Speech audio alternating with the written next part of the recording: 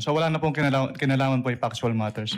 Ganun nga, talaga naman na matters of fact, hindi naman rin na-raise sa Supreme Court. Tama ka doon. Pero hindi pinal. Pwedeng dalhin sa Korte Suprema. Tama ba? Yes po, Your Honor. Alright. Halimbawa, yung acknowledgement receipt ni Mary Grace Mary Grace Piatos. Sir Witas, are you aware of ISAI 100?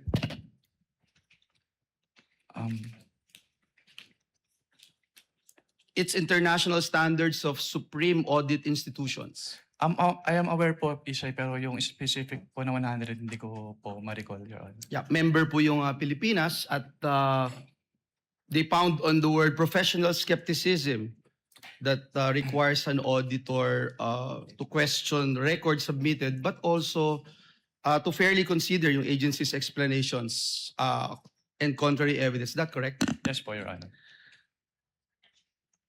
Para lang maintindihan natin, actual nyo po bang sinuri ang mga transaction? Ibig sabihin, isa-isa po ba itong ini-examine lahat? Gumagamit ba kayo ng sampling, piling transaction, yung sinusuri? Gumagamit ba kayo ng materiality threshold sa pagpili at evaluation nito? Hindi po, Your Honor. Lahat po ng documents ay ini-evaluate po namin. So lahat, meaning gusto kong maintindihan, dinutugmaan nyo po ba yung bawat transaction from original receipts, accomplishment reports at iba pa? Yes po, Your Honor. And how do you, hindi ko maintindihan, when you're purchasing an information, paano kung bibigyan ng official receipt? Your Honor, kapag, ang katulad nga po nung sinabi ko kanina, kailangan ng official receipts kapag binili po mismo from the supplier. So ibig sabihin sa supplier lang, sa tao, hindi kailangan ng resibo. Yes po, Your Honor. Malinaw po yon. Pag sinabi pong resibo, OR po, pero pag purchase of information, inaalaw po namin yung acknowledgement receipts po. So you allow acknowledgement receipt dahil information yung binili, wala namang industriya na nagbibigay ng resibo for information that they're selling. Yes po, Your Honor.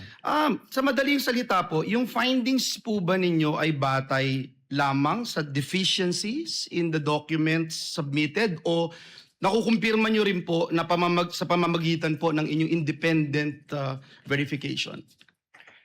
Ang audit po kasi namin ay document-based. So kung ano po yung nilalaman ng documents vis-a-vis yung provisions ng joint circular, yun po yung nagiging basis for our findings po. So hanggang dun lang sa dokumento na ibinigay, wala na po kayong ibang ginagawa to go out of your way and do your independent findings. Yes po, Your Honor. Ngayon po, Mr. Wamil, Attorney Wamil, para malinaw po sa atin, kayo po ba mismo ang nag-audit nitong bawat transaksyon at naghanda ng initial findings o mayroon po kayong team? Ako lang po, Your Honor. At kayo lang po ang nagre-review nito bago maging final report? Hindi po. Meron po akong division chief. Siya po yung nag-review, Your Honor. At dun po sa proseso nyon, ano-ano ho yung material findings, recommendations, and conclusions na maaaring idinadagdag o inaalis o binabago ng inyong ino-audit? At bakit po? Actually, yung laman po nung na-issue ng AOM, kinumpare ko po yun sa aking draft at parehas naman po. Sorry. Pakiulit po. Yung in-issue po namin na AOM po kasi, kinumpare ko po yun sa aking draft at parehas naman po yung substance ng AOM. Mr. Wamil, from AOM to notice of discrepancy, suspension, and then notice of disallowance. Yes po, Your Honor. Ano po yung mga nabago dun? Kapag AOM po kasi, parang nire-require po namin, based on the joint circular. Sir, ang question ko po, ano po yung nabago? Ibig sabihin from AOM, nabago po, di ba? Kasi binanggit nyo sa kanila, ito yung hinahanap namin. Yes, Wala pa rin po. Nag-issue na ho kayo. Sa pangalawang stage, nag-issue na po kayo ng notice of suspension. Yes po, Your Sa pangatlong stage, nag-issue na kayo ng notice of disallowance. Dun sa stages po na yon, marami po bang nagbago? Para ho kasing sinasabi natin dito, hindi pa rin po sila sumunod sa pangatlong pagkakataon, sa ikatlong stage. Yes po, Your Honor. Actually, ang na-issue ko lang po ay hanggang notice of suspension, pero discuss ko na lang po din yung contents ng notice of suspension. Una po... Sige po, from AOM to notice of suspension. Ay, sige po. Yes, I'm winding up, Mr. President. It's the same question that I'm asking because we don't want to talk about the notice of disallowance from AOM to notice of suspension. Okay po, Your Honor. Since nung nag-issue po kami ng AOM, wala pa silang documentary evidence of payments. So sinabit lang po nila yung documentary evidence of payments sa ICFAO upon receipt na nila nung kanilang AOM. And then dun po sa aming notice of suspension upon evaluation of their responses dun sa aming AOM at kasama na rin po dun yung documentary evidence of payments. So doon na po namin nakita yung mga payment of rewards na cash, medicines, and in various goods. Tapos nakita din po namin yung mga purchases nila na walang visual receipts or sales invoice na supporting document. And then yung mga date po ng payment ng kanilang acknowledgement receipts ay naka-date po ng December 2023 at yung iba po ay walang date. And then, Your Honor, may I be allowed po to refer to the NS for the... Thank you, Mr. Presiding Officer. This is very important because it shows that the agency were given chances, 3 stages para mag-submit ng hinihingi po ng ating COA. Kindly wind up, Senator Yes, Judge this is the last Villanueva. question, Mr. Presiding Officer. Thank you.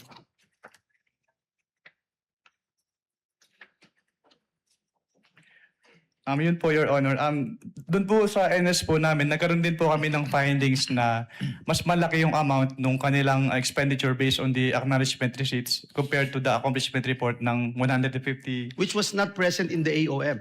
Yes po, Your Honor. Thank you. Salamat po, Mr. President. Thank you, Senator Judge Villanueva. Senator Judge Risa Ontiveros is recognized. You may proceed, ma'am, when you're ready. You have 2 minutes.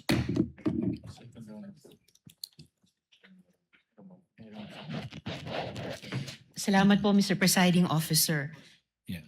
Mr. Witness, para klaro po sa mga nanonood, kapag pinag-uusapan po yung confidential and intelligence funds, chinecheck pa rin po ng COA kung paano ginastos yung pera. Tama po ba? Yes po, Your Honor. Okay, so ibig sabihin, kahit confidential ang tawag sa confidential funds, kailangan busisiin pa rin yung pinagkagastosan. Tama po? Yes po, Your Honor. Kasi public funds po siya. Kasi public funds. Okay.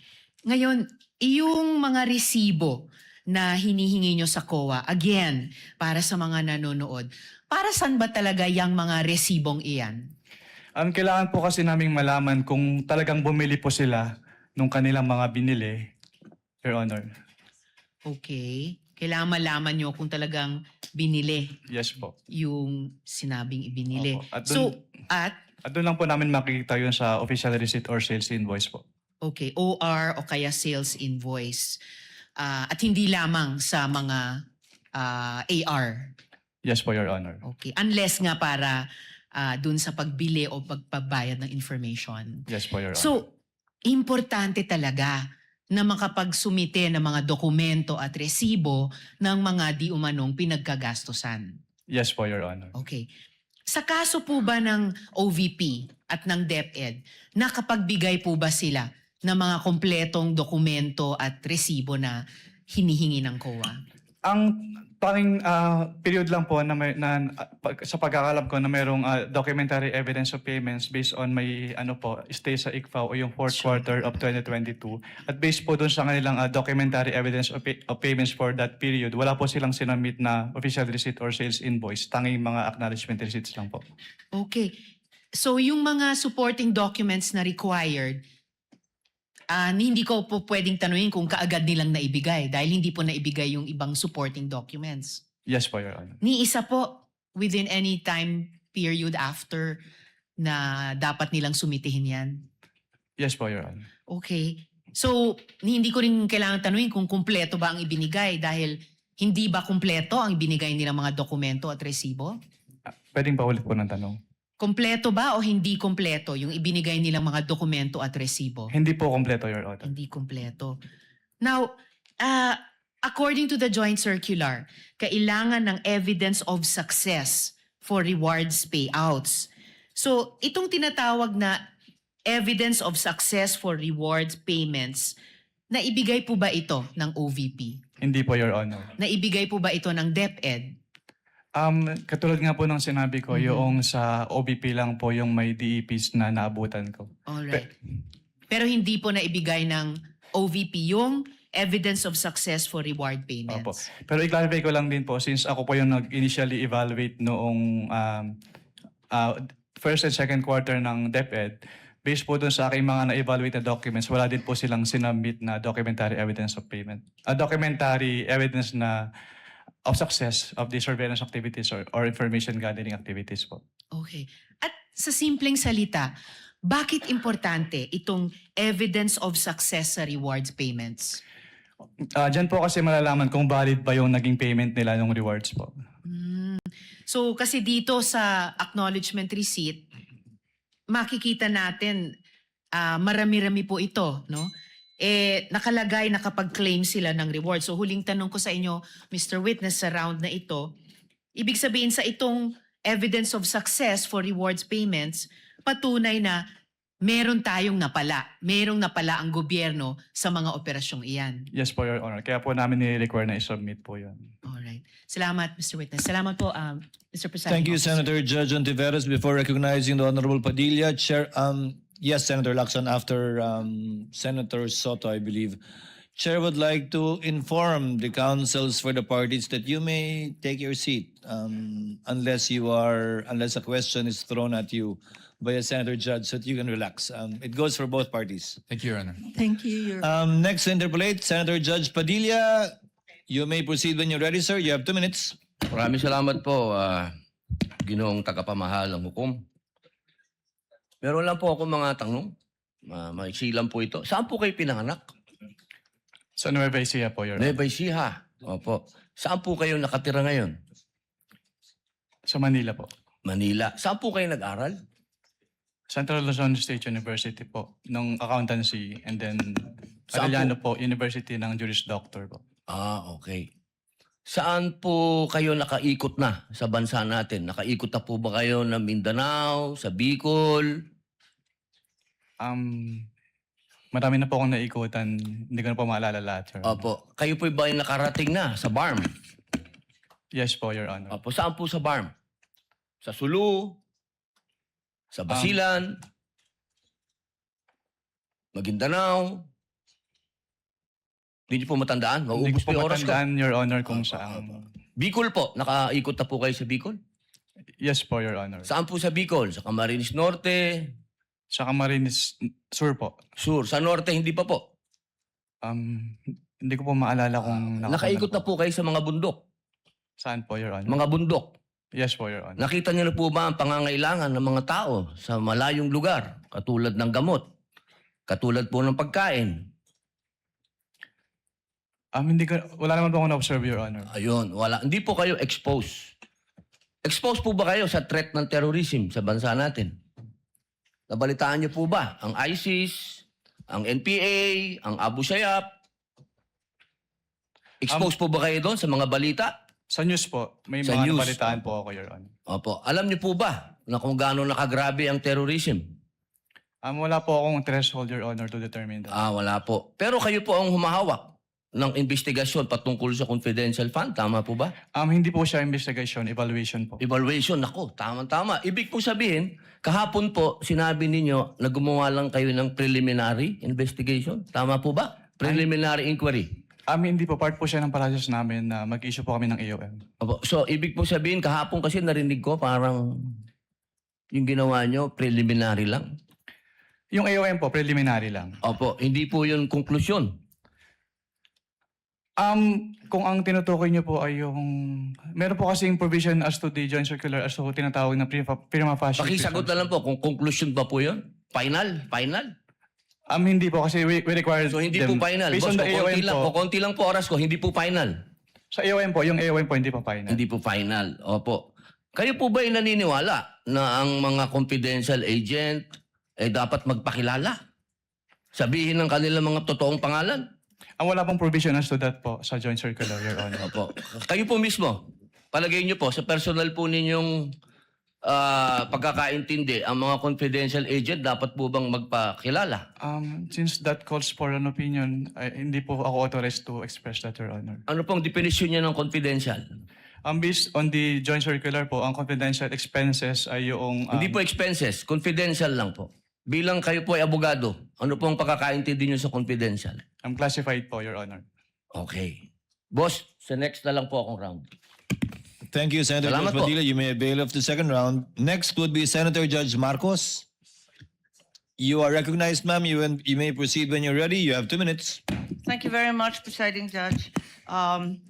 Okay, kanina sinabi mo na hindi ka umabot doon sa notice of disallowance pero andun pa rin sa ICBAO nung na-release yung notice of suspension, di ba? Yes po, Your Honor. Okay. So, doon sa notice of suspension, katulad ng disallowance, nasabi mo, kahit wala ka na ron, you were made aware kasi nabalitaan mo, pinagbawal ba ng COA yung mga confidential expenses dahil peke o fictitious, gawa-gawa lang yung mga AR? Anong pong notice yung tinutukoy niya po, Your Honor? Doon sa mga AR ng OVP, meron bang sinabi na gawa-gawa lang, hindi tunay, peke? Dahil hindi po yan yung focus ng audit namin, wala po kaming basis para magkaroon ng findings po doon sa mga sinasabi niyo. So ang sagot, no. Walang sinasabi na fictitious yung AR. At doon sa AOM, pati sa suspension, gano'n na rin sa ND, sinabi ba ng COA na yung AR and documentary evidence of payments, yung DEP, peke, falsipikado, huwad?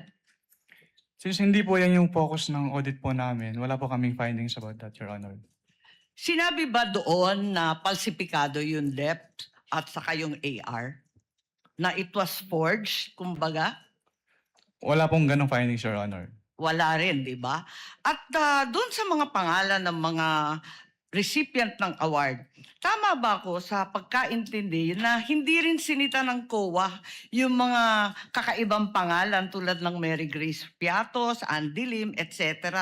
Ang sinabi at binanggit talaga ng COA ay yung mga datos na hindi tumutugma. Tama ba?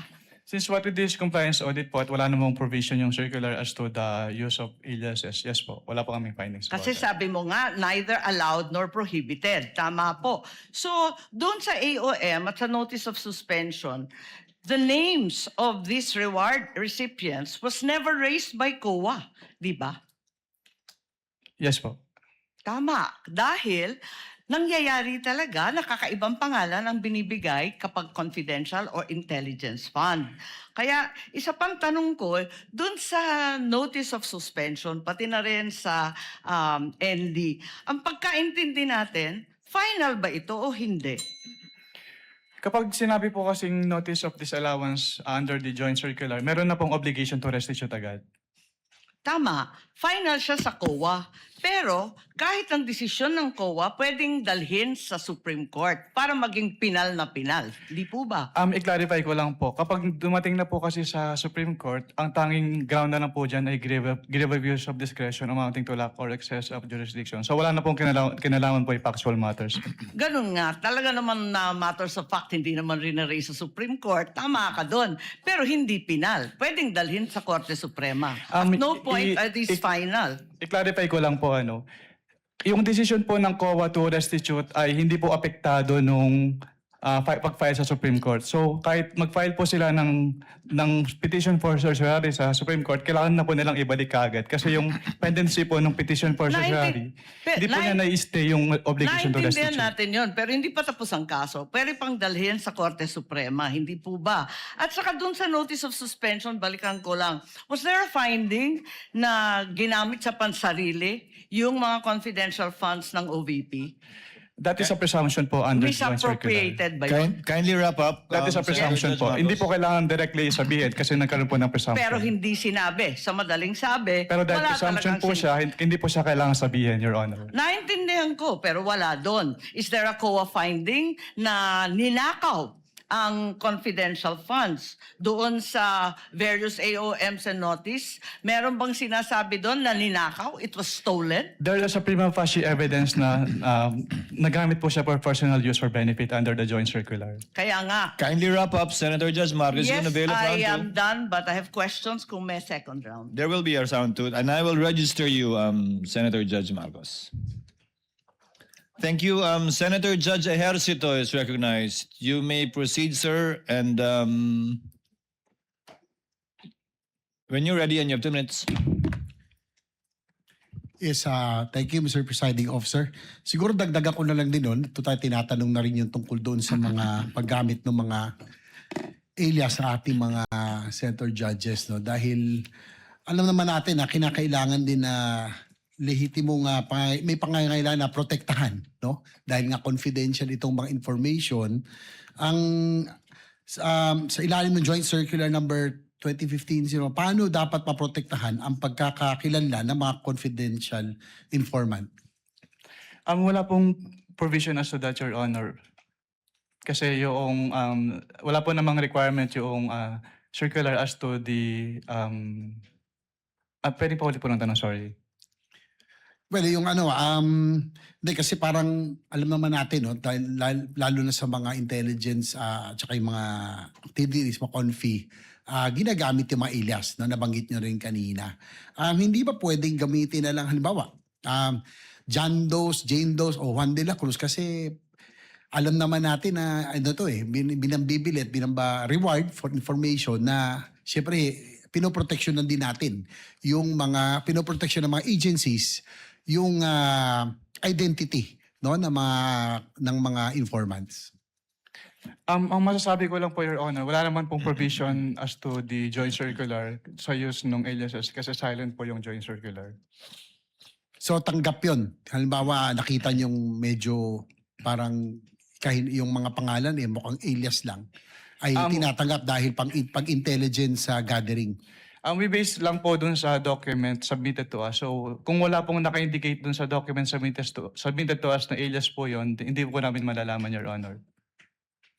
Tapos meron ding dapat may coordination paggamit ng intelligence or confidential fund. May coordination with law enforcement agencies, tama po ba? Yes po, based on the joint circular po, Your Honor. So doon po, tanong ko lang po, meron po bang o may nakita po ba kayong naganap na coordination with the agencies, no? Of course, yung PNP, PAP, PIDEA at iba pa, NBI na ginawa ang halimbawa OVP in this case sa kanilang paggamit ng confidential funds para sa sinasabi nilang confidential programs. Based on the documents submitted po sa ICPA, wala po, Your Honor. Dahil sinasabi ng ng joint circular, kung di ako nagkakamali, na kailangan may proper coordination ang paggamit ng confidential funds with these law enforcement agencies. Yes po, based po on the joint circular, Your Honor. Isa ba ito sa mga findings ng COA sa IOM o sa audit observation memo or notice suspension or notice of disallowance na inilabas laban sa OVP, yung walang coordination? Wala po kaming naging findings about dyan, Your Honor. Last, Mr. Presiding Officer, doon sa course ng iyong audit, Mr. Attorney Wamil, did you see any evidence o may ebidensya ba kayo na si Vice President personally ang tumanggap, ang nakakuha o nagbenepisyo doon sa confidential intelligence fund? Based on the documents po, wala po, Your Honor. Wala po akong personal knowledge about that po. So para sa record, for the record, just last point, Mr. Presiding Officer, sa pagkakaroon o kawalan ng ebidensyang nagpakita ng personal na pagtamanggap na kinabang ba ang isang opisyal ng pamahalaan sa pondong bayan ay sapat na? O upang matukoy kung may umiiral na pananagutang administratibo, sibil o kriminal? Under the joint circular po kasi since si OBP po, si head of the agency po yung may responsibility to oversee kung paano gamitin yung confidential fund and to ensure yung compliance nila dun sa joint circular, then the, accountable person din po si head of the agency, Your Honor.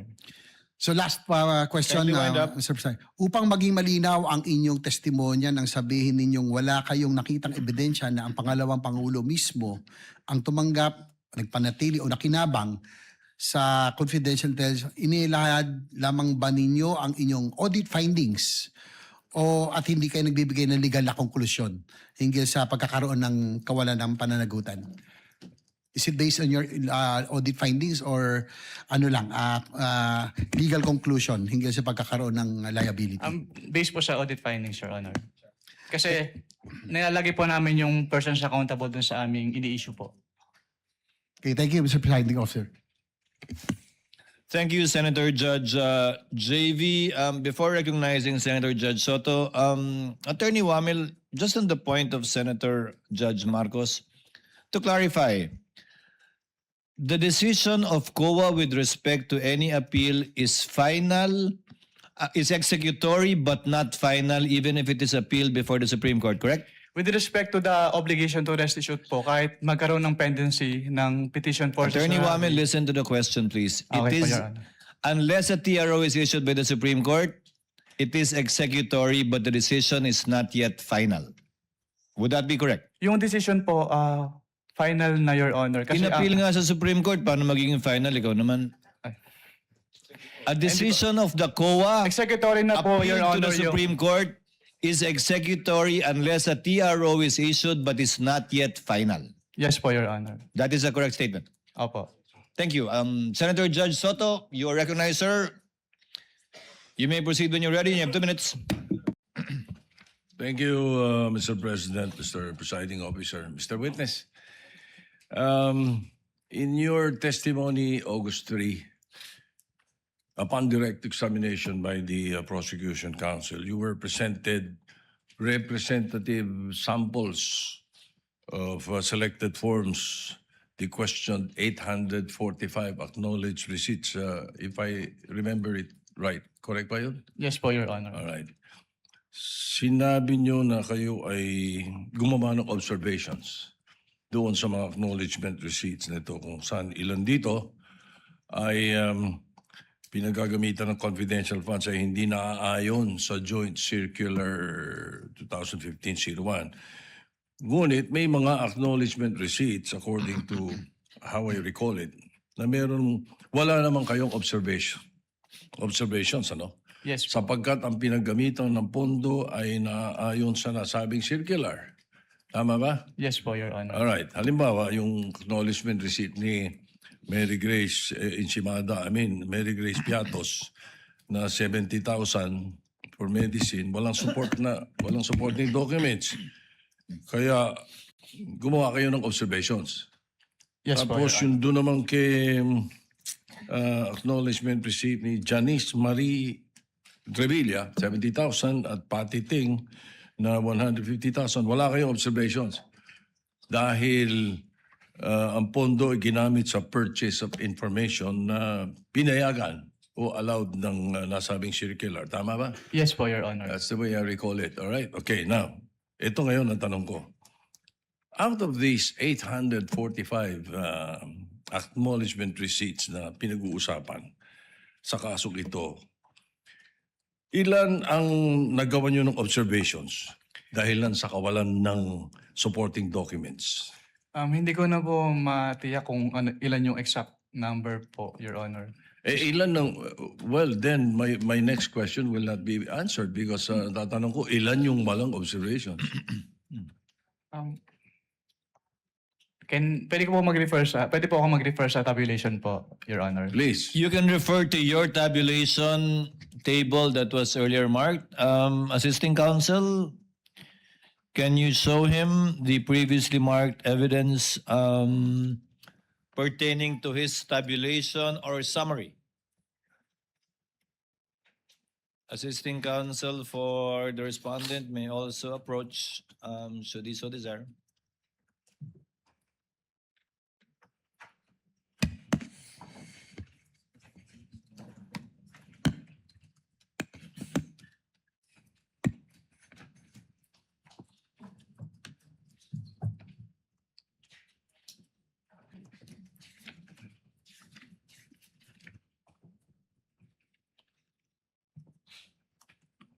Your Honor, I'll have to count po since wala pong summary dito. What do you mean? You have to count the 845. Yes po, Your Honor. Wala kang percentage man lang. Since personal notes ko lang po ito, Your Honor, at raw tabulation lang po siya. So you would not have a... Gano'ng katagal nga abutin niya kung bibilangin mo?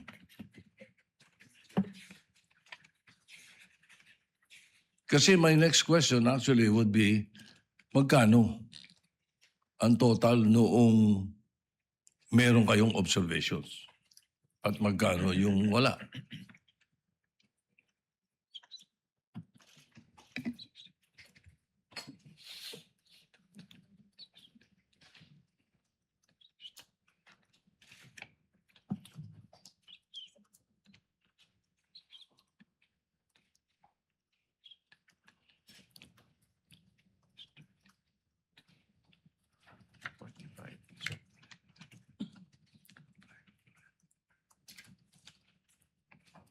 If the chair may assist, Attorney Wamil, look at your notice of suspension.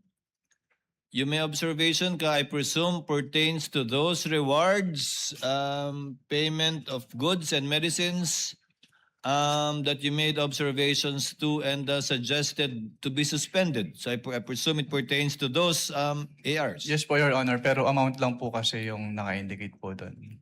And the total is Sa 845, Mr. Presiding Officer, ilan ang total? Magkano yung total? Sa 845. May I be allowed po to peruse po yung notice of suspension, you Your Honor? may refer to it. Papayag na kasi ko sa ballpark figure, basta't bigyan mo lang ako ng kasagutan. Anong total nung 845? Ano yun? 125 million? Out of the 125 million, ilan po?